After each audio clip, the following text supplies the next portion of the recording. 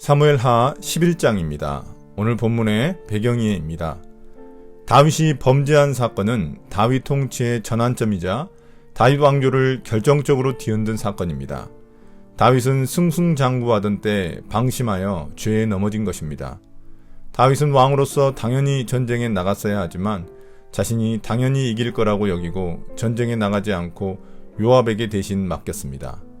그 일로 촉발된 죄악들은 그의 죄악을 애써 감추려 할수록 점점 커져만 갑니다. 하나님의 마음에 합한 자에서 점점 하나님을 망각한 자로 변해갑니다.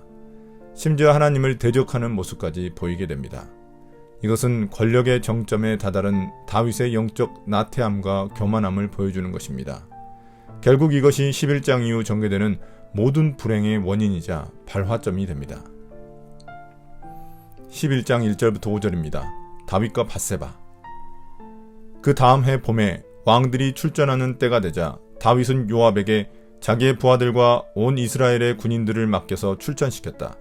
그들은 암몬 사람을 무찌르고 랍바를 포위하였다. 그러나 다윗은 예루살렘에 머물러 있었다. 어느 날 저녁에 다윗은 잠깐 눈을 붙였다가 일어나 왕궁의 옥상에 올라가서 거닐었다. 그때 그는 한 여인이 목욕하는 모습을 옥상에서 내려다보았다. 그 여인은 아주 아름다웠다. 다윗은 신하를 보내서 그 여인이 누구인지 알아보게 하였다. 다녀온 신하가 그 여인은 엘리암의 딸로서 햇사람 우리아의 아내 밧세바라고 하였다. 그런데도 다윗은 사람을 보내어서 그 여인을 데려왔다. 밧세바가 다윗에게로 오니 다윗은 그 여인과 정을 통하였다. 그 여인은 마침 부정한 몸을 깨끗하게 씻고 난 다음이었다. 그런 다음에 밧세바는 다시 자기의 집으로 돌아갔다. 얼마 뒤에 그 여인은 자기가 임신한 것을 알고 다윗에게 사람을 보내서 자기가 임신하였다는 사실을 알렸다. 전쟁을 수행하는 것은 왕의 주된 임무입니다. 다윗도 역시 수많은 전쟁에 나가 승리했습니다. 그러나 겨울은 춥고 우기이기 때문에 전쟁을 하기 어렵습니다. 그러므로 왕들은 겨울이 지나 봄이 되면 잠시 멈췄던 전쟁을 다시 시작합니다. 그러나 다윗은 이제 권력의 정점에 이르러 마음이 해이해져 전쟁을 자신의 군대 장관인 요압에게 맡깁니다. 그리고 어느 날 저녁 다윗은 한가로이 잠에서 깨어 왕궁 옥상을 거닐다가 한 여인이 목욕하고 있는 모습을 보게 되었는데 너무 아름다워 육신의 정욕에 빠지게 됩니다. 그는 신하를 보내 그녀가 누구인지 알아봅니다. 그녀는 엘리암의 딸이자 우리아의 아내 밧세바였습니다. 우리아는 헷 족속으로서 이방 민족이지만 이스라엘 백성이 된 자입니다. 또한 23장 34절 39절에 따르면 엘리암과 우리아는 모두 다윗의 정예 용사에 속한 자들입니다. 그런데도 다윗은 그녀를 데려와 동침했습니다. 그녀는 당시 율법에 따라 생리 후 7일이 지나 부정해진 몸을 깨끗하게 하기 위해 목욕을 하고 있었던 것입니다. 그러나 생리 후 7일이 지나면 임신이 잘 되는 기간입니다. 그래서 다윗과 동침한 밧세바는 다윗의 아이를 임신하고 이를 그에게 알렸습니다. 11장 6절부터 13절입니다. 우리아 소환. 다윗이 그 소식을 듣고는 요압에게 전가를 보내서 햇사람 우리아를 왕궁으로 보내게 하였다. 요압이 우리아를 다윗에게 보내니 우리아가 다윗에게로 왔다. 다윗은 요압의 안부와 군인들의 안부를 묻고 싸움터의 형편도 물었다. 그런 다음에 다윗은 우리아에게 말하였다. 이제 그대의 집으로 내려가서 목욕을 하고 쉬어라. 우리아가 어전에서 물려가니 왕은 먹을 것을 함께 딸려서 보냈다. 그러나 우리아는 자기 상전의 종들과 함께 대궐 문간에 누워서 자고 자기 집으로는 내려가지 않았다. 다윗은 우리아가 자기 집으로 내려가지 않았다는 말을 듣고 원정길에서 돌아왔는데 왜 집으로 내려가지 않는지를 우리아에게 물었다. 우리아가 다윗에게 대답하였다. 언약궤와 이스라엘과 유다가 모두 장막을 치고 지내며 저의 상관이신 요압 장군과 임금님의 모든 신하가 벌판에서 진을 치고 있습니다. 그런데 어찌 저만 홀로 집으로 돌아가서 먹고 마시고 나의 아내와 잠자리를 같이 할 수가 있겠습니까? 임금님이 확실히 살아계심과 또 임금님의 생명을 걸고 맹세합니다. 그런 일은 제가 하지 않겠습니다. 다윗이 우리아에게 말하였다. 그렇다면 오늘은 날도 저물었으니 여기에서 지내도록 하여라. 그러나 내일은 내가 너를 보내겠다. 그리하여 우리아는 그날 밤을 예루살렘에서 묵었다. 그 다음날 다윗이 그를 불러다가 자기 앞에서 먹고 마시고 취하게 하였다. 그러나 저녁 때 그는 여전히 왕의 신하들과 함께 잠자리에 들고 자기 집으로는 내려가지 않았다. 이제 다윗은 자신의 죄를 감추기 위해 장깨를 부리기 시작합니다. 밧세바가 임신한 아이를 우리아의 아이로 감추기 위해 그를 전쟁터에서 불러 격려해주는 척하며 아내인 밧세바와 동침하도록 집으로 보냈습니다. 이는 이전 다윗과는 전혀 다른 모습입니다. 반면 충신 우리아의 모습은 매우 대조적입니다. 우리아는 다윗의 말대로 집으로 돌아가지 않고 대궐 문관에서 불편하게 잠을 잤습니다. 그는 지금 모든 사람들이 전쟁 중인데 자신만 집에서 쉴 수는 없다며 거부한 것입니다. 율법에 따르면 전쟁 중에는 여인과 동침하는 것이 금지되어 있습니다. 다윗은 우리아가 율법을 어기도록 유도한 셈입니다. 이에 다윗은 다시 한 번 더 집에서 자도록 유도하기 위해 그에게 술을 먹였지만 그는 또다시 집에 들어가지 않고 신하들과 잠을 잤습니다. 이는 다윗이 자신의 죄를 감추기 위해 점점 집요한 모습을 보이며 죄에 깊이 빠져드는 장면을 보여줍니다. 11장 14절부터 17절입니다. 우리아의 죽음. 다음날 아침에 다윗은 요압에게 편지를 써서 우리아의 편에 보냈다. 다윗은 그 편지에 다음과 같이 썼다. 너희는 우리아를 전투가 가장 치열한 전선으로 앞세우고 나아갔다가 너희만 그의 뒤로 물러나서 그가 맞아서 죽게 하여라.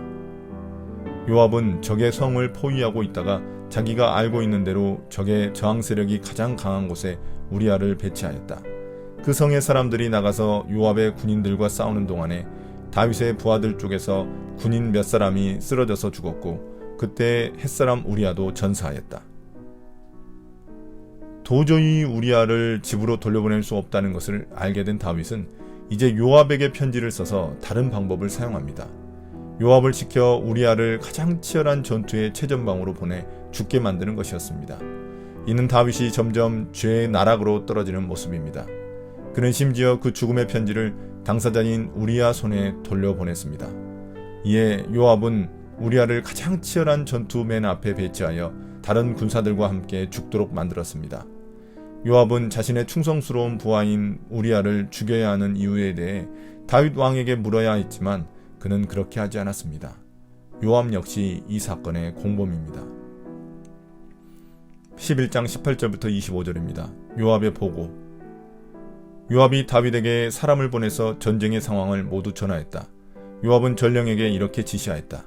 네가 이번 전쟁의 상황을 모두 임금님께 말씀드리고 났을 때 임금님이 화를 내시며 네게 말씀하시기를 너희가 왜 그토록 성에 가까이 가서 싸웠느냐? 적의 성벽 위에서 적병들이 활을 쏠 줄도 몰랐단 말이냐? 요룹베셋의 아들 아비멜렉을 누가 쳐서 죽였느냐? 어떤 여자가 성벽 위에서 그의 머리 위로 맷돌 윗짝을 던져서 그가 데베스에서 죽지 않았느냐?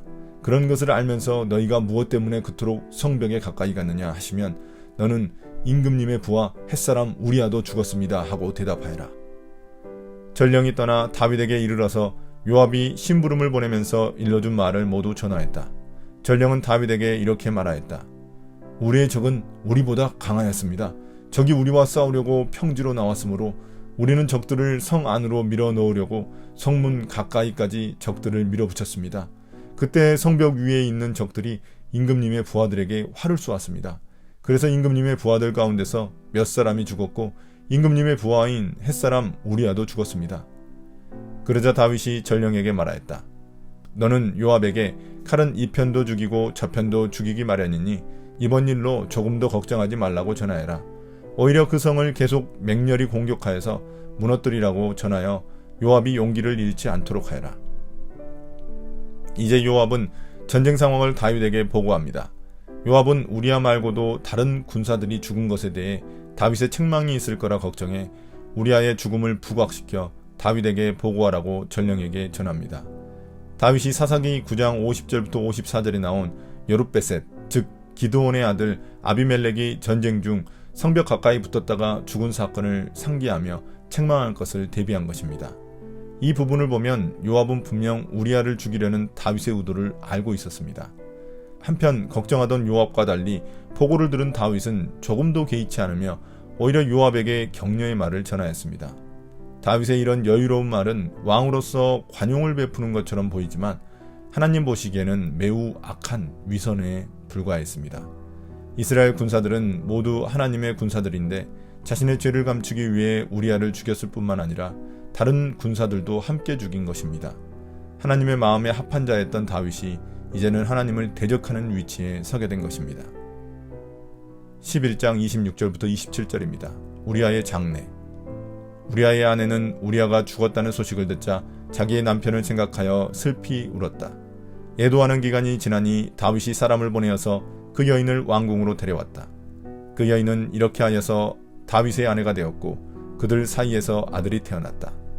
그러나 주님께서 보시기에 다윗이 한 이번 일은 아주 악하였다. 이제 우리아가 전사했다는 소식을 들은 그의 아내 밧세바는 남편을 애도하였습니다. 그리고 애도 기간이 지나자 다윗은 사람을 보내 그녀를 왕궁으로 데려와 아내로 삼았고 임신했던 밧세바는 아들을 낳았습니다. 결국 다윗은 자신의 권력을 이용해 남의 아내를 취한 것입니다. 다윗은 철저히 하나님을 잊어버렸습니다. 다윗은 10계명 중 6, 7, 8, 9, 10을 모두 어겼습니다. 살인을 하였고 간음을 하였고 도둑질을 하였고 이웃에 대한 거짓 증거를 하였고 이웃의 집 아내를 탐하였습니다.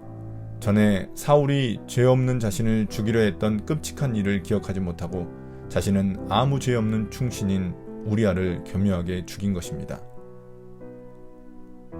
오늘의 묵상 포인트입니다. 첫 번째, 하나님은 어떤 분입니까? 하나님은 다윗의 행위가 아주 악하다고 평가하십니다.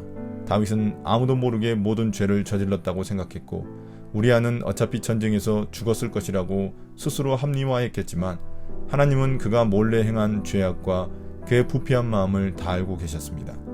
어떤 경우에도 주님을 속일 수 없다는 것을 기억해야 합니다. 두 번째, 우리에게 주시는 교훈은 무엇입니까? 다윗의 잠은 하나님을 망각하기 시작한 영적인 잠입니다. 이 잠 때문에 그는 교만함과 나태함에 빠져 죄악에 빠져든 것입니다. 죄를 덮기 위해 그는 더 큰 죄악을 저질렀습니다. 무엇보다도 충성스러운 신하를 속여서 죽이는 위선을 보였습니다.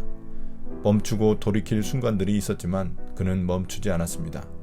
다윗 사건을 통해 내 안에 숨겨진 교만함과 나태함은 무엇인지 살펴봅시다. 오늘의 기도입니다. 주님, 선줄로 생각하거든 넘어질까 조심하라는 말씀처럼 승승장구할 때 더욱 조심하게 해주십시오. 영적 교만함과 나태함으로 하나님과 멀어지지 않게 해주십시오. 예수님 이름으로 기도드립니다. 아멘.